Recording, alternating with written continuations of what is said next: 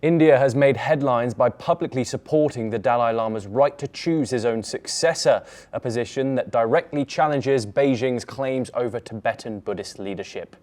가달라마의 가족과 영시사들이 지금 진주기 네 로마주 지미기 전에 다들 영시 고도선에 타셔요는 대단히 타셔죠.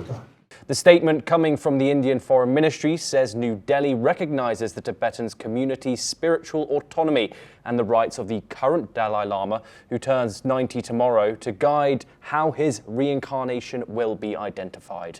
This is significant because China has long insisted that it alone will control the selection process through its state-appointed religious bureau.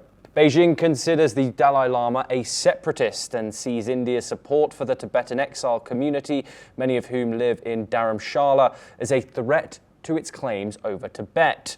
The move comes at a delicate moment in India-China relations. The two countries have been locked in a border standoff in Ladakh since 2020, and trust remains low despite several rounds of talks. By backing the Dalai Lama now, India signals it is ready to push back on Chinese pressure, even as it balances trade and regional tensions. Chinese state media has responded with sharp warnings, calling the statement a grave interference in China's internal affairs and threatening that it could undermine fragile diplomatic progress.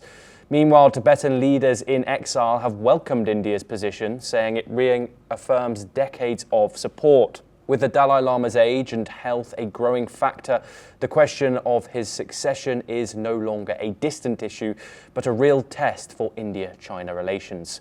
Whether this leads to fresh friction or reopening of dialogue remains to be seen, but it is clear that spiritual politics could once again add a new layer of strain to an already complex border dispute.